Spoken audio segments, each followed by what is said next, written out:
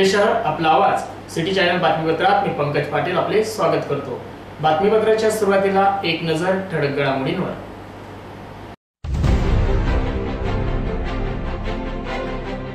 धुळे शहर बनले कोरोनाचे हॉटस्पॉट। कोरोना रुग्णांची संख्या पोहोचली 15 वर, मृत्यूंची संख्या झाली 3।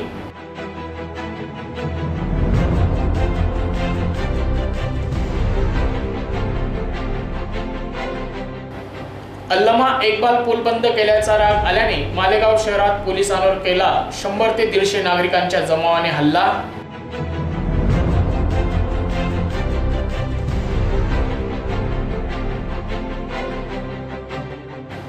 कोरोना पसरवण्याचा आरोप करीत अत्यावश्यक सेवा पुरवणाऱ्या वाहन चालकांना गाव गुंडांकडून झाली मारहाण।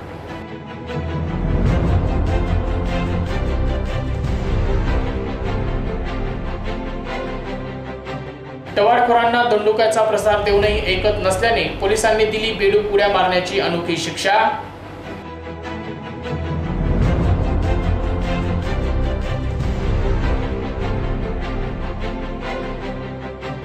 बोरीस येथे श्रमगाथा ग्रुप आणि दत्तप्रभू ॲग्रो इंडस्ट्रीज यांच्या वतीने आमदार कुणाल पाटील यांच्या हस्ते जीवनावश्यक वस्तूंचे वाटप।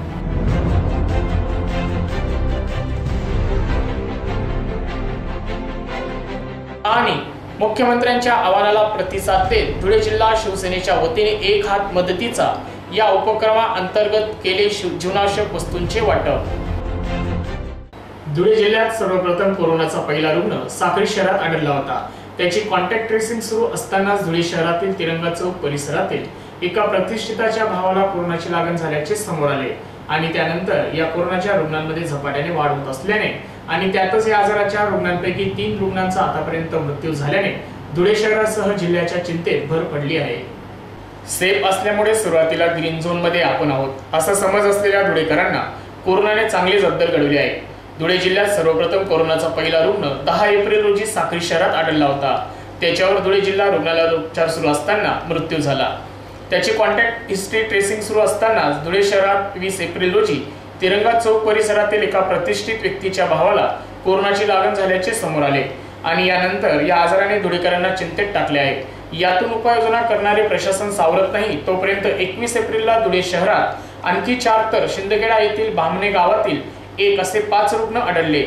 21 एप्रिल पर्यंत धुळे शहरात एकूण 6, साक्री शहरात 1 आणि शिंदखेडा तालुक्यात 1 असे 8 रुग्ण पॉझिटिव्ह आढळले। त्यात धुळे शहरातील ताशागल्ली परिसरातील एका व्यक्तीचा मृत्यू झाला। तर आज सकाळी तिरंगा चौकातील प्रतिष्ठित व्यक्तीच्या भावाचा देखील कोरोनाने बळी घेतल्याने धुळे जिल्ह्यात कोरोना बळीची संख्या 3 वर पोहोचली आहे। त्यामुळे संसर्गजन्य कोरोना विषाणूने जिल्ह्याला घेरले आहे। जिल्हा स्तरावर प्रतिबंधात्मक उपाययोजनांना वेग आला आहे अशी माहिती धुळे जिल्ह्याचे जिल्हाधिकारी संजय जाधव यांनी सांगितले।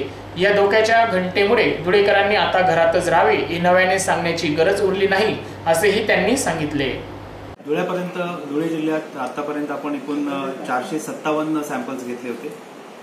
त्यापैकी 15 सॅम्पल्स जे आहेत टेस्ट आहेत त्या पॉझिटिव्ह आलेले आहेत आणि 425 निगेटिव्ह आलेले आहेत आणि काही अवेटेड आहेत। या 15 पॉझिटिव्ह कोरोना केसेस पैकी 3 डेथ्स आहेत आणि उरलेले 12 पेशंट्स पैकी 10 पेशंट्स हे धुळे महानगरपालिका क्षेत्रातले आहेत आणि उरलेले 2 हे ग्रामीण भागातले आहेत। प्रत्येकी शिंदखेड तालुका ग्रामीण मधला एक आहे आणि शिरपूर तालुका ग्रामीण भागामधला एक आहे। तर याच्यामध्ये जेव्हा मी 6-7 दिवसापूर्वी जिल्हाधिकारी म्हणून कार्यभार स्वीकारला त्यावेळीच असं माझ्या लक्षात आलं होतं की इथे जिल्ह्याच्या दोन्ही बाजूला कोरोना आपत्तीचे हे हॉटस्पॉट डिक्लेअर झालेलं मालेगाव आणि वर मध्य प्रदेशातलं सेंधवा अशा परिस्थितीमध्ये आपण नागरिकांनी अत्यंत दक्ष राहण्याची आवश्यकता आहे आणि ती दक्षता पाळली जाणं खूप आवश्यक होतं पूर्वी। दुर्दैवाने आपल्या जिल्ह्यामध्ये याचा प्रसार आता झालेला आहे। 10-12 दिवसापूर्वी काही पेशंट्स आले आणि नंतर आता ते फुल्ली ग्रोन होऊन आपल्याला लक्षात येत आहे की ते आता इन्फेक्शन थोड्याफार प्रमाणात पसरलेलं आहे।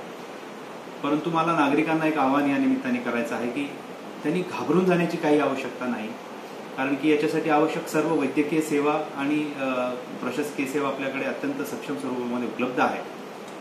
आपण जवळपास 1500 पेशंट्स हँडल करू शकू तीव्र, मध्यम आणि साधारण स्वरूपाची एवढी वैद्यकीय सेवा आपल्याकडे उपलब्ध आहे. आवश्यकता फक्त नागरिकांनी स्वतःची सुरक्षितता स्वतः सांभाळण्याची खूप आवश्यकता आहे, कारण की हा रोग जो आहे हा संसर्गाने होतो. संसर्गासाठी आपण प्रवास टाळला पाहिजे, घरात बसलं पाहिजे असं वारंवार सूचित शासन करत आहे, सर्व यंत्रणा करत आहे. असं असताना देखील नागरिक मोठ्या प्रमाणावरती बाहेर पडताना दिसत आहेत. पण त्यांना अत्यावश्यक कारणासाठी बाहेर पडावं लागतच असेल तर त्यांनी आवश्यक ती खबरदारी देखील घेणं आवश्यक आहे. जसं आपण आता मी आतमध्ये आहे म्हणून मी विदाऊट मास्क आपल्याशी बोलू शकतो, पण आपण ज्यावेळी बाहेर पडतात त्यावेळी आपल्या चेहऱ्यावरती मास्क असणं आवश्यक आहे. सॅनिटायझरचा वापर केला पाहिजे.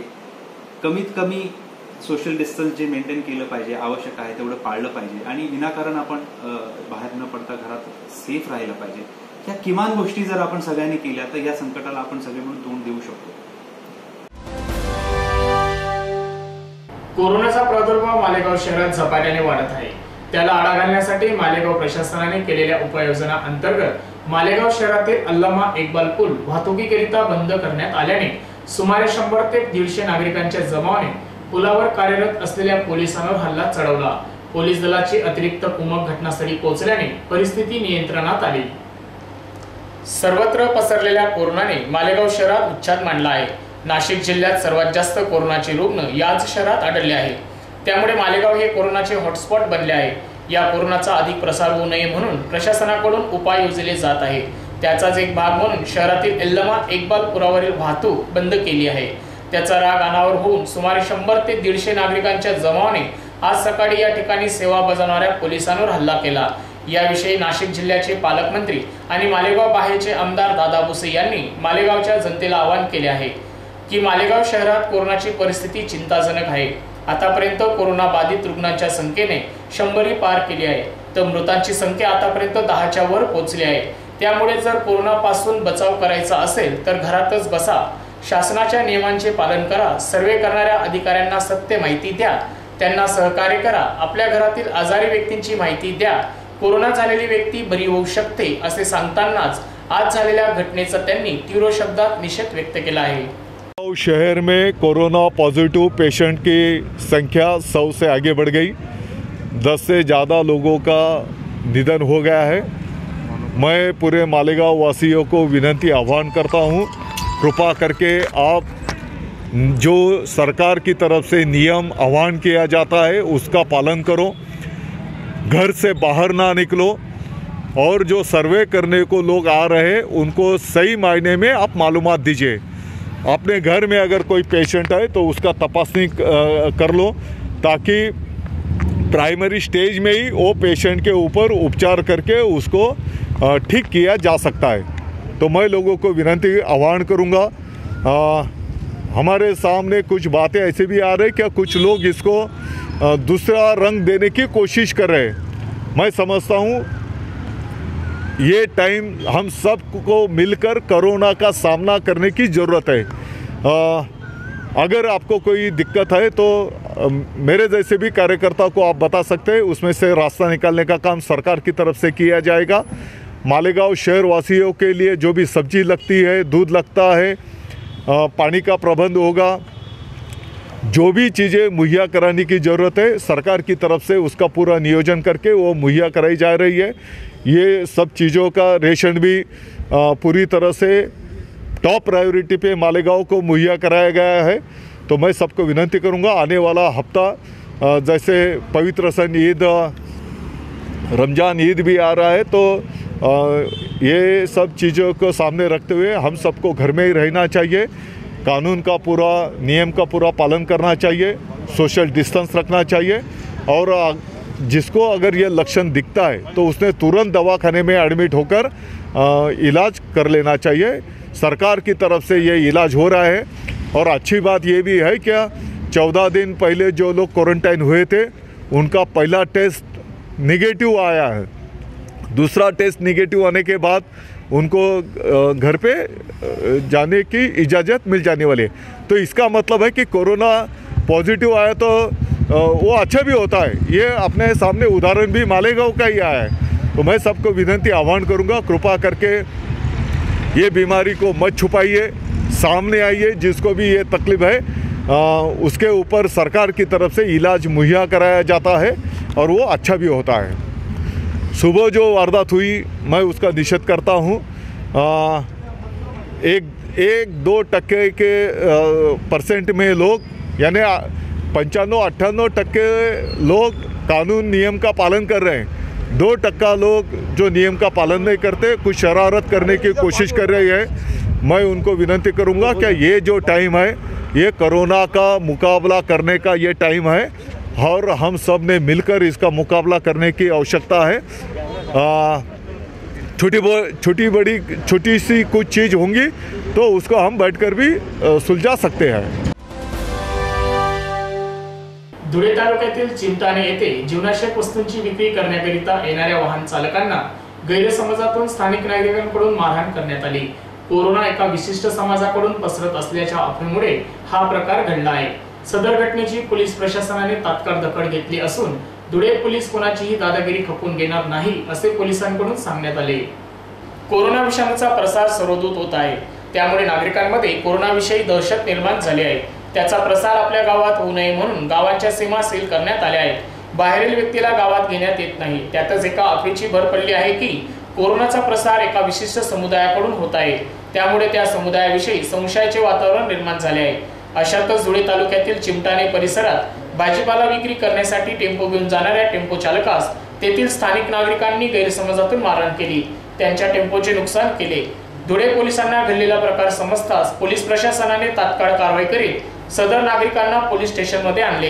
त्या नागरिकास टेम्पो चालकांची माफी मागायला लावली, तसेच यापुढे कायदा हातात न घेण्याचे त्यांच्याकडून वदवून घेतले।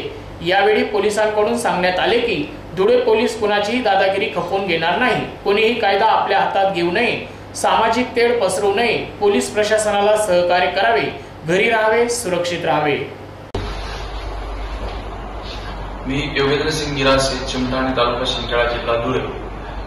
मी याच्यापुढे कुठलाही कायदा हातात घेणार नाही आणि माझ्याकडून एका इस्माला अनावधानाने मारहाण झाली, परंतु याच्यापुढे कोणी असं हिंदू मुस्लिम तेढ निर्माण होईल अशी परिस्थिती निर्माण होईल असं कुठलंही कृत्य किंवा वागू नये अशी माझी विनंती आहे। याच्यापुढे आपल्या पोलीस लोकांना सर्वांनी सहकार्य करावे ही माझी विनंती आहे।